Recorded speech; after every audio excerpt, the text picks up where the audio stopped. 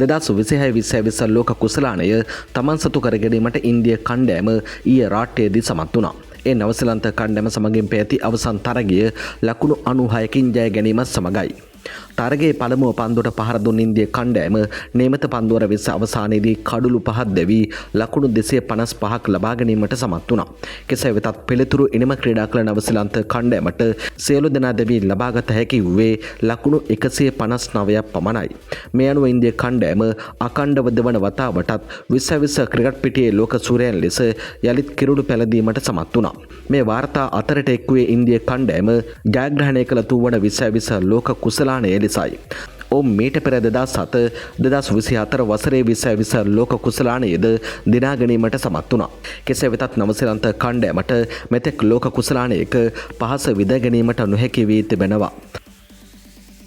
මේ අතර ඉන්දිය කණ්ඩෑම මෙම තරගයේ ජය ගැනීම සමගින් ආందోලනාත්මක කරුණු රසක් මාධ්‍ය වාර්තා කළා. කෙසේ වෙතත් මේ සත්‍ය අසත්‍යතාවය පිළිබඳ 100% තහවුරු කළ නොහැක. මේ අනුව මෙම ජයග්‍රහණය සමගින් සමාජ මාධ්‍ය ජාලය තුළ දැඩි කතාබහක් නිර්මාණය වී ඇත්තේ නවසීලන්ත ඉනිම ආරම්භ වීමට පෙර සිදු බව කියන සුවිශේෂී සිදුවීමක් හේතුවෙන්. ඉන්දිය ඉනිමෙන් අනතුරුව නවසීලන්ත පිතිකරුවන් පිටියට පිවිසීමට පෙර ඉන්දිය නායකයා විසින් තනතිරු ආවරණය කර එහි මත රතු පැහැති දියරයක් එක්කර ඒ පිරිමදින ආකාරයේ දැක්වෙන ඡායාරූප කිහිපයක් X ඇතුළු සමාජ මාධ්‍ය ජාලවල වේගයෙන් සංසරණය වීමට පටන්ගෙන තිබෙනවා. මෙම ක්‍රියාව පිටුපස ඇති විද්‍යාත්මක පසුබිම සහ මෙම රතු දියරය ලෙස සැකකරන බ්‍රෝමින් රසායනිකයේ මැදිහත් වීම පිළිබඳ මේ වන විට විවිධ මත පළ වෙමින් පවතිනවා. විද්‍යාත්මකව හඳුනාගත් පරිදි බ්‍රෝමින් යනු ආවර්තිත වගුවේ 17 වන කාණ්ඩයට අයත් කාමර උෂ්ණත්වයේදී රතු දුමුරු පැහැති ද්‍රව්‍යයක් ලෙස පවතින ඉතා ක්‍රියාකාරී රසායනික මූලද්‍රව්‍යකි. එහි ඇති තදරතු පැහැ සහ වස්පසිලී ගුණයේ හේතුවෙන් එය මතු පිටක් මත යෙදූ සැනින් ප්‍රතික්‍රියා කිරීමේ හැකියාව පවතිනවා. වාර්තා වන අන්දමට ගෞතම් ගාම්භීර්ගේ උපදෙස් මත සූර්ය කුමාර යාදව විසින් සිදු කළ එම ක්‍රියාව නිසා තරතීරුවේ ස්වභාවය සනිකව වෙනස් වී ඇති බවට ක්‍රිකට් විශ්ලේෂකයන් මත පළ කරනවා. බ්‍රෝමින් මූල ද්‍රව්‍ය තරතීරුවේ පස් අංශු සමගින් ප්‍රතික්‍රියා කර එහි මතු පිට රළු ගතිය සනිකව වැඩි කරනවා.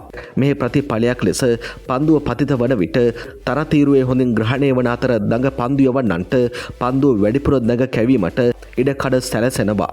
නවසීලන්තයේ පන්දු යැවීමේදී නොදුටු අමුතු අන්දමේ දඟ කැවීම ඉන්දිය කණ්ඩායමේ අක්සර් පටෙල් පන්දුවර 4ක් තුලදී සිදුවීම මෙයට ඍජු සම්බන්ධයක් තිබේදයි ප්‍රේක්ෂකයන් තුල කුකුසක් මේ වන විටත් පෙර නැගී තිබෙනවා.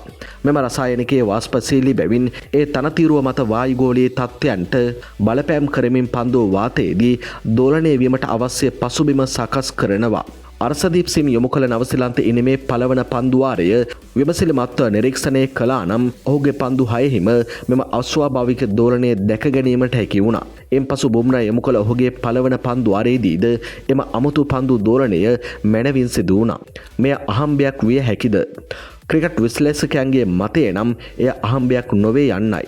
ඉන්දිය ඉනිමෙන් පසු නවසීලන්ත පිතිකරුවන් මුහුණ දුන් මෙම තනතුරුවේ ස්වභාවය වෙනස් වීම ඔවුන්ගේ දෙවන්ත පරාජයට ප්‍රධාන හේතුවක් වූ බව විචාරකයන් දැඩිව පවසනවා.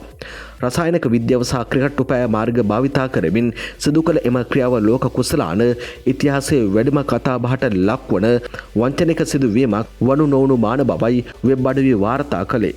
මේ අතර නසාර් හුසේන්ද ඊයේ තරගය පිළිබඳ ආందోලනාත්මක අදහස් පළ කළා. ඔහු පැවසූ ප්‍රධාන කරුණු කිහිපයක් වන්නේ පිටිය සකස් කිරීම. ඉන්දියානු කණ්ඩායමට වාසි සහගත වන ලෙස ලෝක කුසලාන අවසන් මහා තරගයේ පවා පිටිය සකස් කිරීම ක්‍රීඩාවේ ජීව ගුණයට නිග්‍රහයකි. අසමබර ක්‍රීඩාව පවර්ප්ලේ අවස්ථාවේදී ලකුණු 92ක් ලබා ගැනීම සාමාන්‍ය දෙයක් නොවන බවත් පන්දු යවන්නන්ටද සාධාරණ අවස්ථාවක් තිබිය යුතු බවත් ඔහුගේ අදහසයි. විශ්වාසයේ පළදු වීම මේ ආකාරයෙන් දේවල් සිදු වන්නේ නම් කිසිම අයෙකු ක්‍රිකට් ක්‍රීඩාව පිළිබඳ විශ්වාස නොකරන බව ඔහු අවධාරණය කළා. මීට අමතරව සොයිබ් අක්තාරද ඉන්දිය කණ්ඩායම පිළිබඳ දැඩි ලෙස විවේචනය කළා. ඉන්දියාව හරියට අසල්වැසි දුප්පත් ළමයින්ට අපි ක්‍රිකට් සෙල්ලම් කරමු කියලා ඒ උනාට මට විතරයි දිනන්න අවසර තියෙන්නේ කියලා කියන අපේ ගම්වල ඉන්න පොහොසත් ළමයින් වගේ යනුවෙන් ඔහු අදහස් පළ කළා.